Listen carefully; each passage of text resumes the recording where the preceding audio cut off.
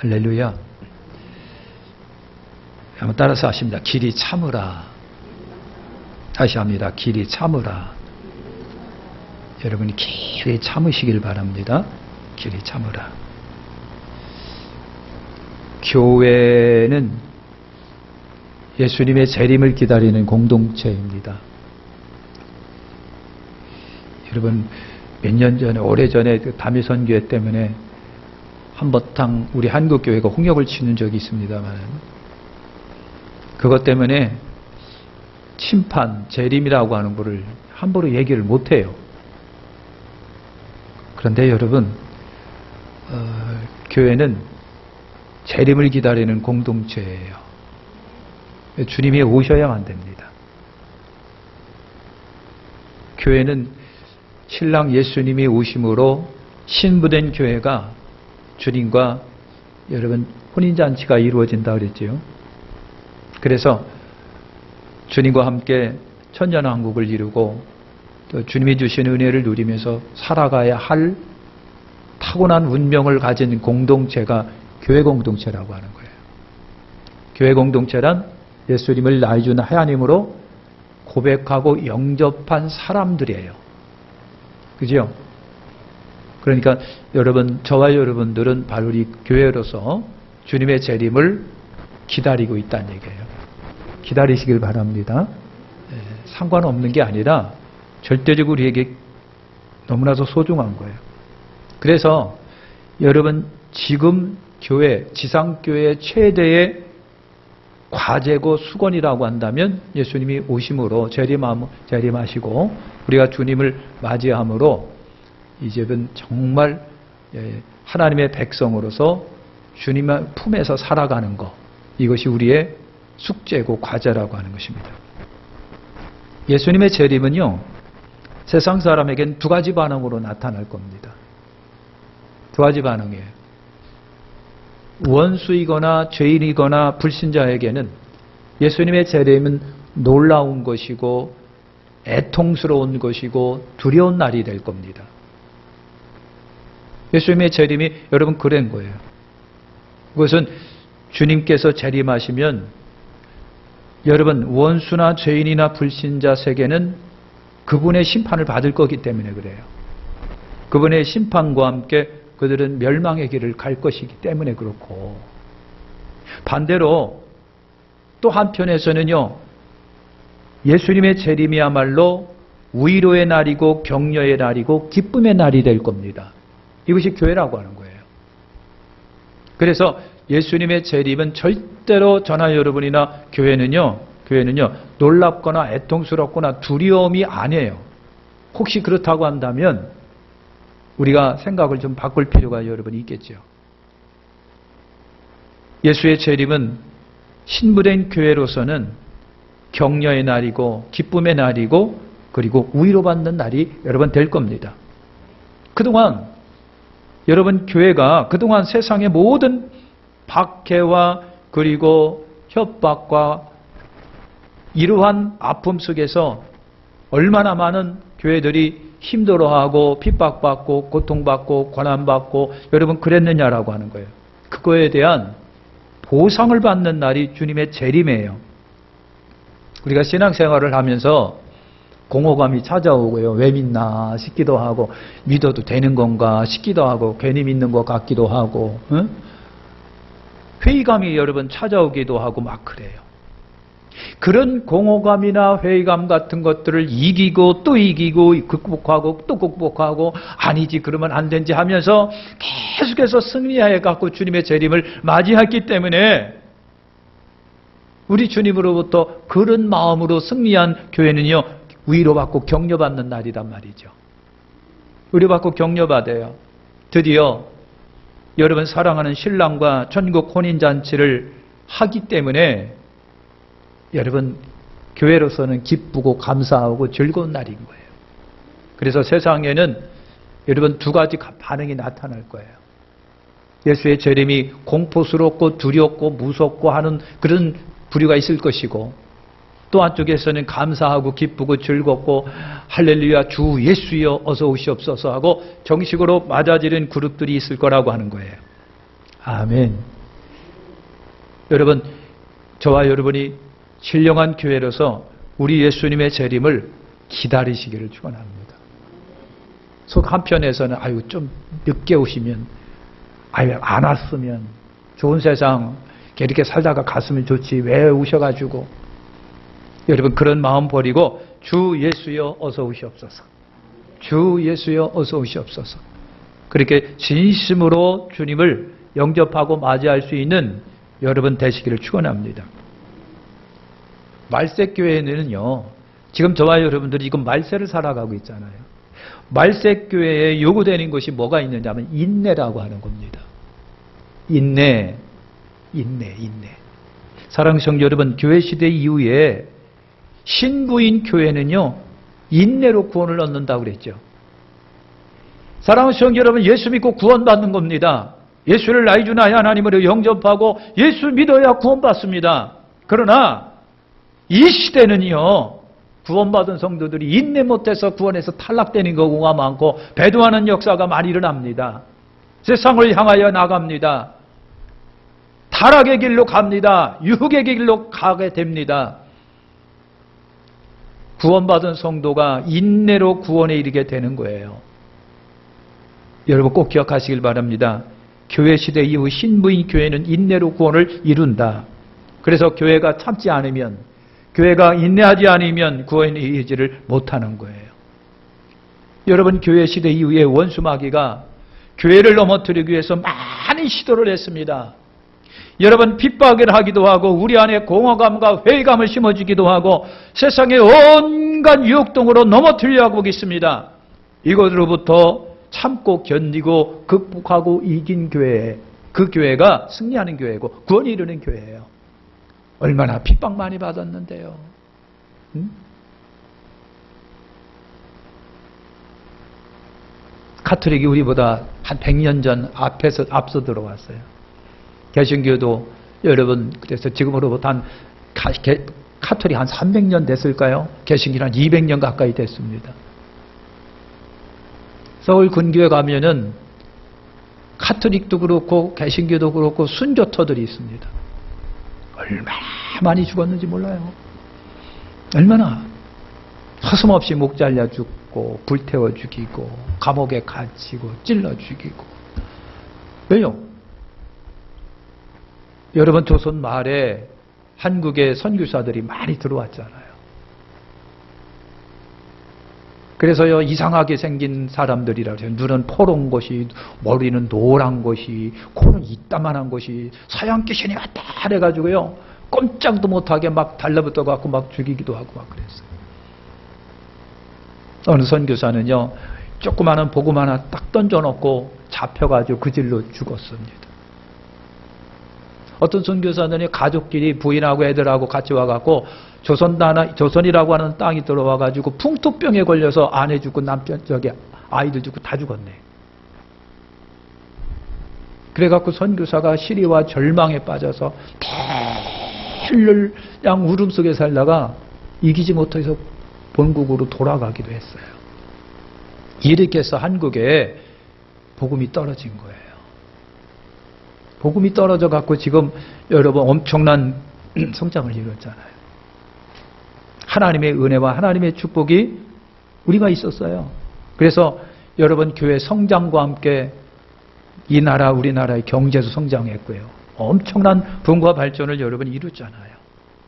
이 하나님의 은혜인 줄 믿으시기를 바랍니다. 여러분, 의식잔하게 이루어진 것이 아니라 피 때문에 이루어진 거잖아요. 수많은 선교단의 피로 이루어진 거예요.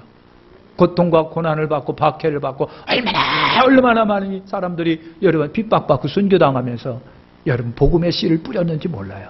그런 가운데에 이렇게 승리한 거예요. 그러니 여러분, 예수 그리스도의 재림하실 때 그동안의 이와 같은 피 흘림에 관하여 우리 주님이 다 보상하겠죠. 그래서 교회에 예수님의 재림은요, 감사하는 날이요, 기쁨의 날이요, 즐거움의 날이요, 희락의 날이에요. 그러나 반대에서는 두렵고 무섭고 공포스러운 날이란 말이죠. 교회는 인내를 통하여 구원에 이르게 되는 거예요. 여러분, 인내하시기를 축원합니다. 잘 기다리시고 잘 참으시길 바랍니다. 작은 성구부터 큰 일에 이르기까지 성급하면 안 되고 조급하면 안 되고. 본문에서 세 가지 모델로 인내를 배우라고 여러분 말하고 계십니다. 하나가 바로 농부의 인내라고 말하고 있죠. 7절에 보니까 농부가 땅에서 나는 열매를 바라고 길이 참아 이르미와 늦은 비를 기다리나니. 농부는요, 열매를 기다리는 사람입니다. 열매라고 하는 것이 씨를 뿌린 양 아침에 씨 뿌면 저녁에 거두는 그런 열매가 없잖아요. 하루아침에 맺어지지 않잖아요. 훌륭한 농부가 되기 위해서 제일 중요한 덕목이 뭐냐면 여러분 심어놓고 기다리는 거예요. 심어놓고 인내로 기다리는 거예요. 봄에 씨앗을 심고 한여름을 가꾸고 가을에 열매를 거둡니다. 비를 기다리고 태양을 기다리고 시간과 세월을 기다립니다. 자신과의 싸움도 있고 세월과의 싸움도 있고 날씨와의 싸움도 여러분 농부들에게 있습니다. 태풍이 오면 태풍 온 대로 걱정스럽고 냉해가 오면 냉해로도 걱정스럽고 벌레가 찾아오면 벌레 때문에 고민스럽고 걱정스럽고 그것과 싸워야 되고 자신과도 싸우고 이기고 견뎌야 그래야 가을의 열매를 거두드리는 거예요. 농부는 인내하는 사람들의 아주 훌륭한 여러분 모델입니다. 농부가 인내 기다림이 없으면 열매를 거두지를 못해요. 여러분 당장의 성과를 원하는 성급하고 조급한 사람은 농부가 될 수가 없다. 심어놓고 안 자란다고 ปุ๊ 파봅니까? 심어놓고 안 자란다고 ปุ๊ 파보고 뿌리가 잘 됐나 안 됐나 자꾸만 살펴보는 사람이 농부가 될 수 있는 것이 아니라 심어놓고 하늘을 기다리고 심어놓고 시간을 기다리고 심어놓고 세월을 기다리는 사람이 진짜 농부라고 하는 거예요. 근데 성경은 우리 보고 영적인 농부라고 하지 않습니까? 저와 여러분이 여러분 영적인 농부예요. 말씀이 내 마음에 뿌려진 이후로 자라서 구원에 이르도록 기다리는 사람들이에요. 여러분 주님을 기다리고 기도응답을 기다리고 천국과 영생을 기다리는 사람이 저와 여러분들이라고 하는 거예요. 하루아침에 되는 일이 아니기 때문에 크리스찬은요 농부처럼 기다리는 거예요. 10년, 20년, 30년, 70년, 80년을 기다립니다. 영적 열매를 거두는 그 사이에 얼마나 많은 여러분 크리스찬들에게 방해가 있었는지 몰라요. 여러분 세상에 방해도 있었고요. 우리나라 같은 경우 세상에 여러분 방해, 무슨 기독교 박해, 정치적인 박해, 무슨 경제적인 박해가 있었던 것은 아닙니다. 오늘 우리들에게 찾아오는 여러분 마음의 회의감이라든가 무력감이라든가 이런 것들이 오늘 우리에게 적이에요. 게을러지고 태만해지고 믿어도 되나 말아야 되나. 아니 세상에 안 믿는 사람이 잘 되는 거 수많은 사람이 그냥 향락적으로 잘 살고 그랬는데 굳이 우리가 교회 와서 맨날 이렇게 쭈글쭈글 앉아서 기도해야 되느냐 말이지. 여러분 그러한 무력감과 회의감이 찾아올 자가 한두 번이 아니에요. 그런 것이 많아요. 여러분 우리를 방황하게 하고 향락과 유혹이 찾아와서 죄를 짓게 하고 그래서 믿음에서 떠나고 교회를 떠나게 하는 여러분 흑암의 세력들이 얼마나 많아요. 평화시대의 최대의 적은 사랑하는 성도 여러분 내 안에 무력감과 회의감이라는 겁니다. 사랑하는 성도는 극복하고 이기시기를 축원합니다. 인내하시기를 바랍니다. 야고보가 말합니다. 참고 마음을 굳게 하라. 주의 강림이 가까우시니라. 8절에 그랬어요. 바울은 갈라디아서 6장 9절에 우리가 선을 행하다 낙심하지 말지니 피곤하지 아니하면 때가 이름에 거두리라. 여러분 영적인 농부로서 말씀과 믿음으로 이기고 견디고 승리하시기를 축원합니다. 두 번째 우리가 모델 삼을 것이 여러분 10절에 보니까 선지자들의 고난과 오래 참음의 본을 삼으라 그랬어요.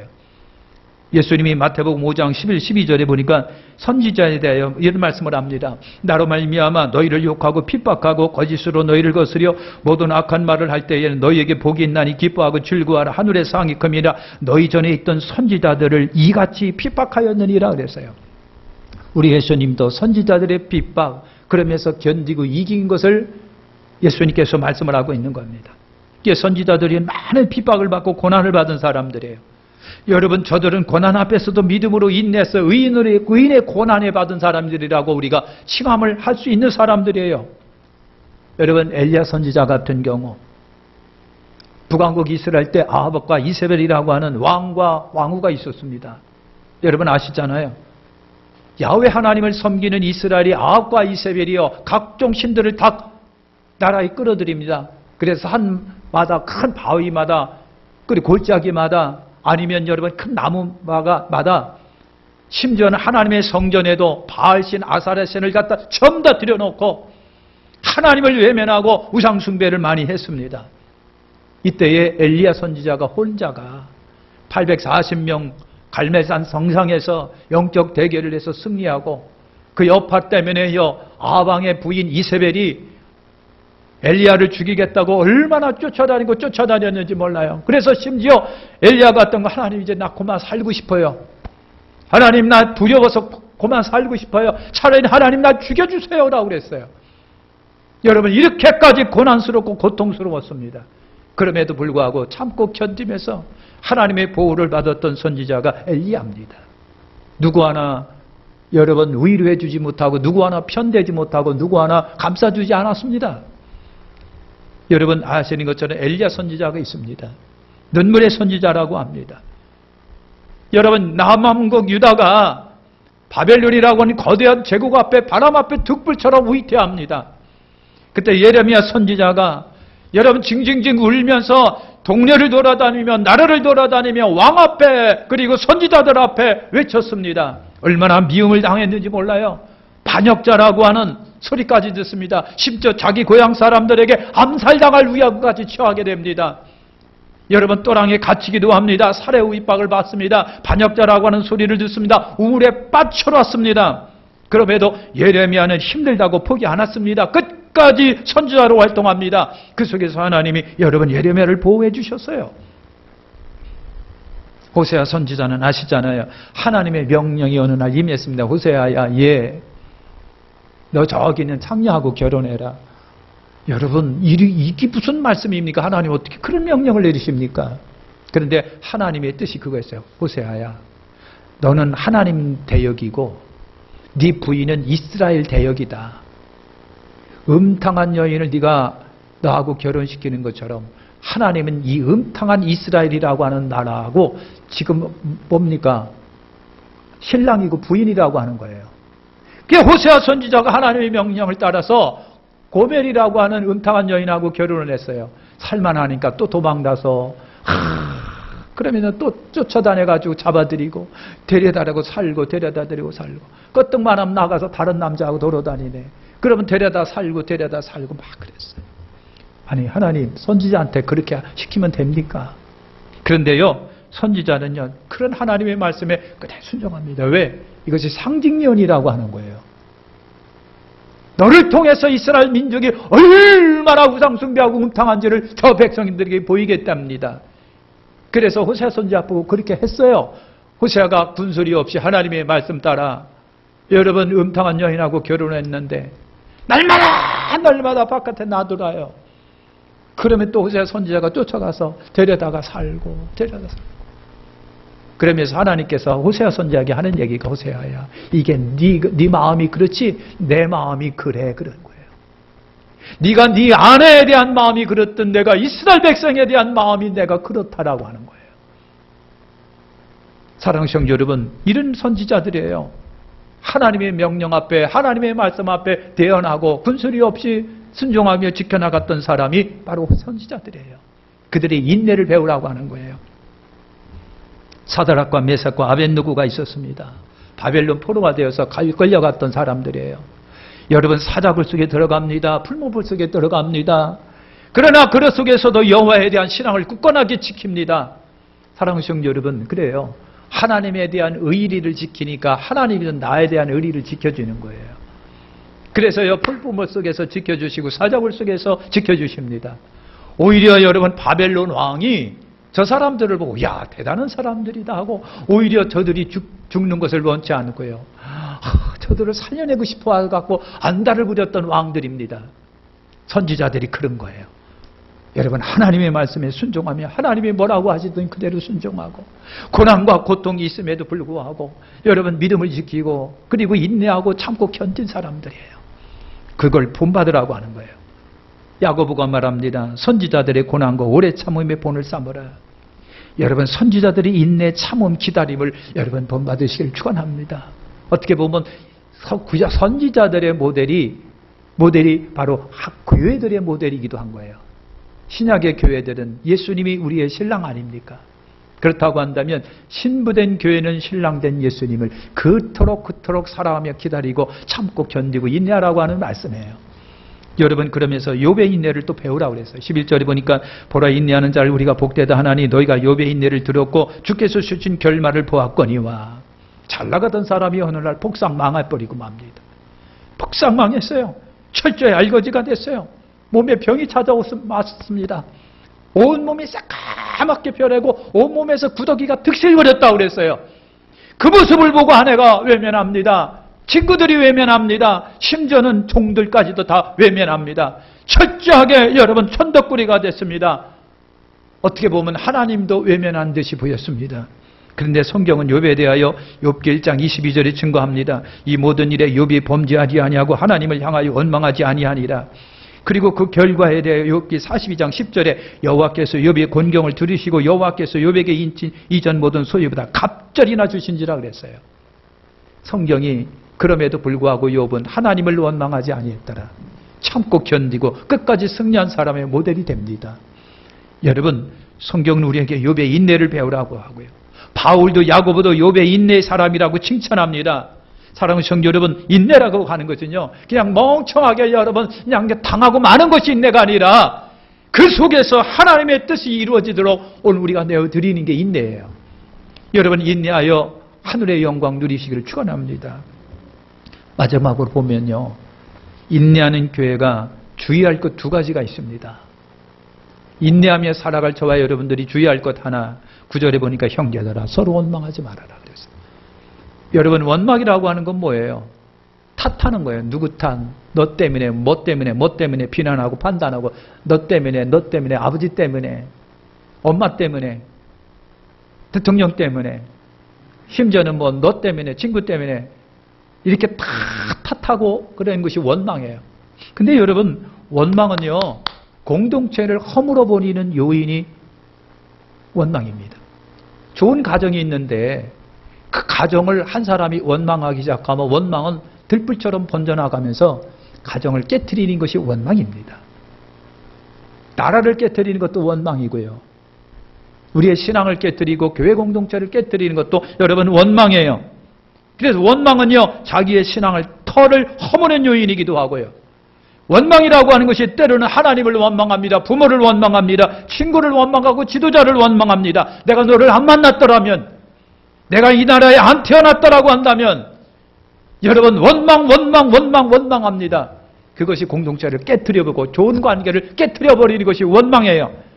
사랑하는 성도 여러분, 성경을 우리에게 말합니다. 말세를 살아가고 있는 교회는요, 원망이 교회 공동체를 허무는 요인이기 때문에 원망하지 말아라. 원망하지 말아라. 하나님을 향하여 원망하지 말고, 가족의 식구들을, 구성원들을 향하여 원망하지 말고, 나라를 향하여 원망하지 말고, 친구를 원망하지 말고, 너 안 만났더라면 내가 팔자가 좋았을 텐데 라고 하는 탓하고 비난하고 판단하는 그것이 우리의 관계를 깨트리는 요인이라고 하는 거예요. 그래서 말세 때 예수 재림을 기다리는 성도가 인내해야 되는데, 인내하는 성도가 가장 조심할 것이 바로 서로 원망하는 것이라고 말을 하고 있습니다. 두 번째가 맹세하는 거라고 그랬어요. 여러분, 12절에 내 형제들아 무엇보다 맹세하지 말지니 그랬어요. 아니, 이게 무슨 관계냐? 맹세한다라고 하는 것은요, 맹세는 어떻게 합니까? 맹세는 그냥 우리 아버지 이름으로 맹세할게, 하늘 두고 맹세할게. 여러분, 그래잖아. 예? 우리 배씨 집안을 놓고 내가 맹세할게. 왜 그런 맹세를 할까요? 까놓고 보면은 진실하지 못했기 때문에, 믿음성이 없기 때문에 참 믿어달라고 자꾸만 강요하는 것이 맹세잖아요. 그러니까 야고보가 예 형제들아 무엇보다도 맹세하지 말지니라고 하는 그 말씀 이면에는 제발 교회들이여 진실하게 좀 사세요, 그 말입니다. 거짓말하지 말고 사세요. 진실하게 좀 사세요. 신실하게 좀 사세요. 서로 믿어가며 사세요. 믿어가며 사세요. 이 말이 여러분 있는 거예요. 왜 맹세할까요? 너도 그렇고 나도 그렇고 피차 못 믿고 안 믿어주니까, 그러니까 맹세 여러분 하는 거예요. 그래? 내가 그러면 쓸게 하고 보증서도 쓰고 뭐도 쓰고. 여러분 그냥 뒷산에 있는 아버지가 나한테 물려준 산도 그냥 올려껴져. 왜 그러냐니까 못 믿기 때문에 그런 거예요. 사랑하는 성도 여러분, 야고보가 말씀하는 핵심은 바로 그거예요. 교회 공동체는요, 신실해야 되고 진실해야 되는데 언제부터가 교회 공동체가 거짓말이 많아진 거예요. 서로 못 믿는 거예요. 내가 너를 못 믿고 네가 나를 못 믿으니까 어떻게 하면 내가 너를 믿게 할까? 어떻게 하면 네가 나를 믿게 할까? 그렇기 때문에 서서히 맹세라고 하는 것이 나와서 각서 쓸까? 각서 쓸까? 이러면서 이제 자꾸만 강요하는 것이 맹세입니다. 진실하시기를 예수님의 이름으로 축원합니다. 크리스찬들은 진실이 보증이 돼야 되는데 언제부터 여러분 그렇지를 못한 거예요. 그래서 진실하지 못한 거, 하나님의 교회 공동체가 허물어지는 요인 중에 하나가 뭐냐면 진실하지 못한 거. 그렇기 때문에 서로 고소고발하고 대한민국의 고소고발 1등이래요. 또 대한민국의 고소고발의 1등이랍니다. 까뜩만 하면 고소고발하는 거예요. 교회도 말이죠. 교회 교단에도 여러분 헌법위원회도 있고 재판위원회도 있어요. 가능하면 교회 문제, 교단의 문제는 우리끼리 해결하자 해서 교회 교단 안에 여러분 재판위원도 있고 헌법위원도 있고 다 있어요. 그런 것도 있는데 그걸 못 믿기 때문에 사회법정으로 나가는. 그러다 보니까 여러분 사회법 중에 교회 문제가 얼마나 많이 쌓였는지 몰라요. 그렇게 재판관들이 이거 또 교회에서 왔네. 아주 그냥 그래가지고 얼마나 창피한지 몰라요. 믿지 못하니까 지들끼리 해결도 못하니까 사회법정에 나가는 거예요. 믿지 못해서 그런 거예요. 신실하지 못해서. 사랑하는 성도 여러분, 예수 재림을 기다리는 저와 여러분들에게 두 가지 중요한 거 원망하지 마십시오. 또 하나는 진실하십시오. 원망과 맹세하는 거, 이것은 교회 공동체를 허무는 요인들입니다. 예수 재림을 기다리는 교회 공동체, 적이 바로 그것들이에요. 예수 재림을 기다리시기를 축원합니다. 진실하시기를 바랍니다. 원망을 멀리 버리시길 바랍니다. 우리 예수님을 진심으로 기다리시기를 축원합니다. 주님이 오실 때까지 인내하시길 축원합니다. 기도하겠습니다. 하나님 감사합니다.